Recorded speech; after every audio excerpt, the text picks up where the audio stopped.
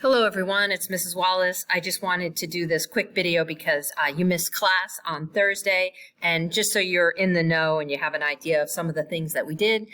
There is that Schenk homework, so just noting that that's due this weekend. We are going to have a class discussion on Tuesday. It'll be a graded class discussion. I will get the rubric up very shortly. And there is a quiz on the 13th. The study guide is posted, and I'm just in the process of putting some of the files up, but they're, for the most part, files that you've already taken a look at related to, the causes of World War I or some of the information about the United States during World War I, reasons for U.S. getting involved, and some of the details about U.S. involvement. So just so you have a little bit of that info, and then some of what we discussed on Thursday related to the Russian Revolution, and there will be a handout when you prepare for the quiz that gives you more information. That'll be optional if you're interested. There's really not going to be a ton about the Russian Revolution on the upcoming quiz, but it does take a really big part of the Treaty of Versailles because Russia has opted out of World War I at the time that the treaty is being decided, and there's actually an ensuing civil war. So some of the leaders from France, Great Britain, the United States, etc., are interested in talking about the role of Russia, what a post-peace, what post-war peace is going to look like, and how will that involve the Bolsheviks. The United States, for example, doesn't recognize the Bolsheviks as a new government. So there's a lot of tension. The United States is also sending troops in what becomes a civil war. So I just wanted to give you like 2 or 3 slides of description so you have some of the big takeaways. Most of the Russian Revolution will take place in 1917. There's a little bit of prehistory. There had been protests as far back as 1905.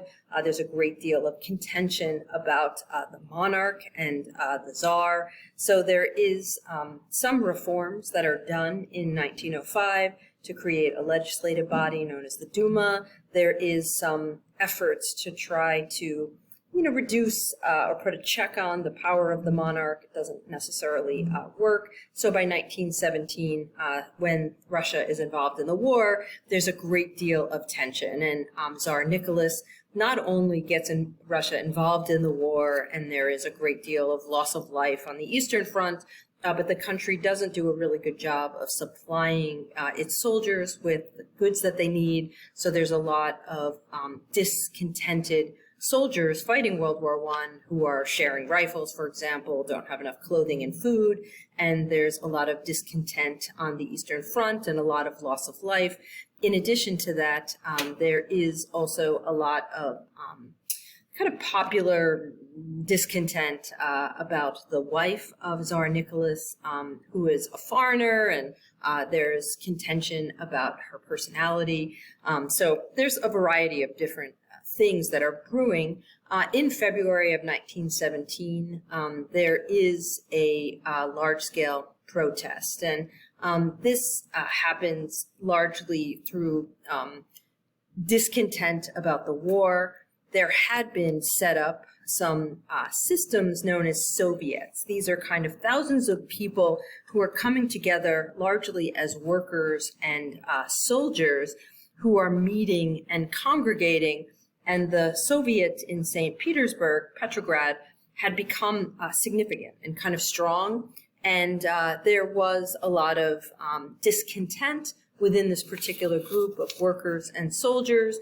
And on a woman's day, there is a protest about not enough bread, and it leads to a lot of protests. And as a result of this February Revolution, it really happens in March, but it's called the February Revolution, the Tsar abdicates the throne. So we see the monarchy kind of crumble in Russia, which is really significant, and ultimately a provisional government led by a socialist by the name of Kerensky. So there's a provisional government, and Kerensky is kind of patriotic. Interestingly, he's kind of a little bit more moderate. He does decide to stay in the war. He feels like the obligations that Russia made to the Allies are significant. There's a lack of popular support for the war, and that grows throughout the summer.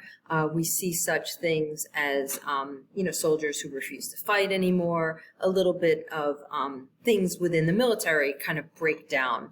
The provisional government aims for a variety of reforms, and in some cases they miss the mark, so there's a lot of expectations, but throughout the summer, the group that becomes the loudest in protest against the provisional government is a group known as the Bolsheviks. And so this is going to be largely led by Marxists, individuals who see there to be a revolution in the future of individuals, violence that will lend itself to leadership by the Soviets and by a particular group of elites. That's something that's going to be really unique to Vladimir Lenin, who was exiled at the time that the February Revolution happens. And throughout the summer in 1917, he becomes a loud voice because Germany brings him back to Russia. So it's almost as if Germany is like instigating some revolution in Russia to make them kind of a less of a player on the Eastern Front. And it's fairly successful. Lenin becomes a significant voice, and the Bolsheviks grow in popularity against the provisional government. And the number one Bolshevik claim is that they will pull the country out of the war. Lenin is somebody who will see the war as something that's imperialist, something that's really serving only capitalists. And the image that you see on the right is Rasputin, who is kind of like this cultish figure. While Tsar Nicholas was away at the war earlier in 1916 and 1917, he's going to lead the troops, and he's horribly bad at it. His wife kind of takes up with this figure known as Rasputin, who claims that he can cure the hemophilia of the Tsar's child, and she becomes kind of infatuated with this idea that he has special powers. This creates a lot of discontent, and one of the reasons why there is protest is because there's a lot of upset about not only the power of the monarchy, but the particular elements and decision-making of the monarchy. In this case, it extends to the wife of Tsar Nicholas and Rasputin, who ultimately gets assassinated by Bolsheviks. So just to kind of give you a sense that there's a great deal of, build up toward what we could describe as anarchy. There's a lot of pushback against this provisional government, and the Bolsheviks are looking to take control. Vladimir Lenin will create a kind of Bolshevik revolution. This has got a couple of ideas attached to it. One is that only violent revolution can stop capitalism. So there isn't a, fear that violence is not going to be, used. There's a belief that that may be necessary.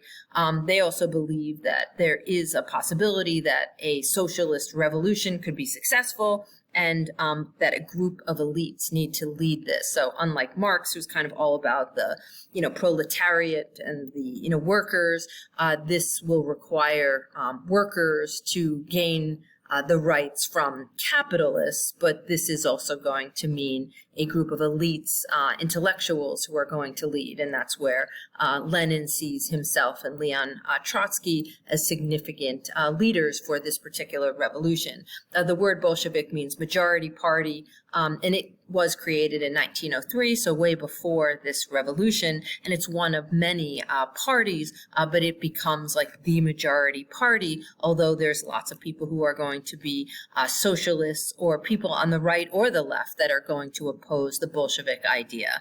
The Bolsheviks largely see war as imperialist.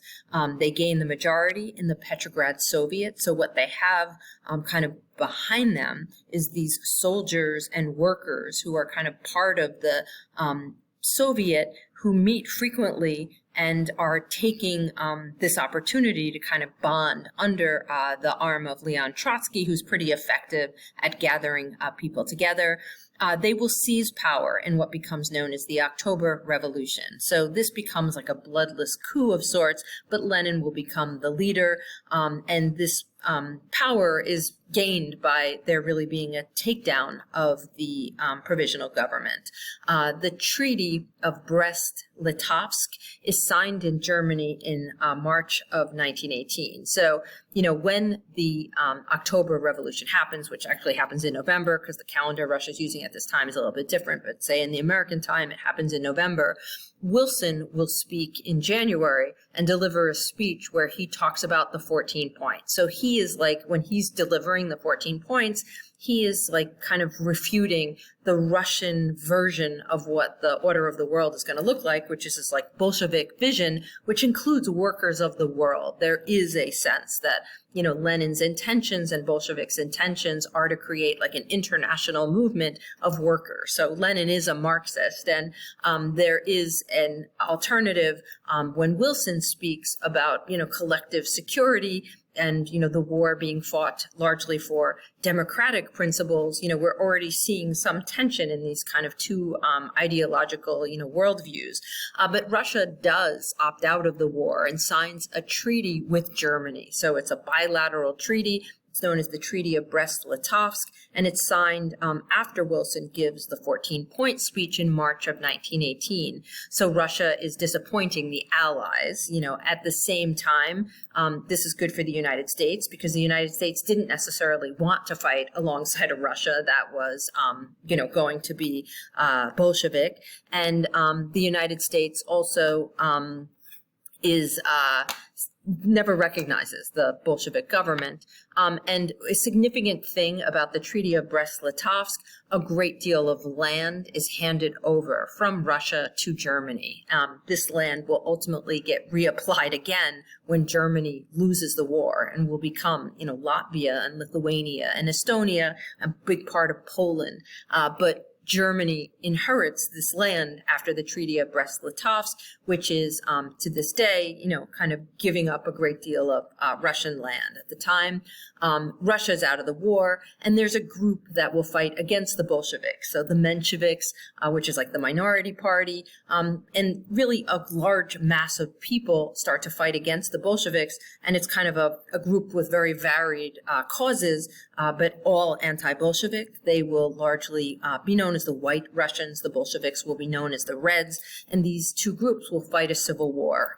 Wilson, like other allies, will support the White Russians and Wilson will send troops to Russia. At the time the Treaty of Versailles is going on, after the war is over, the United States has soldiers in Russia looking to fight, against the Reds, to stop the stamp of Bolshevism. Okay, so Wilson's 14 points. So to go back to that January of 1918, the 14 points become significant because the 14 points are basically a list of tasks that Wilson, not tasks, but principles that Wilson creates, how the post-war order is going to go.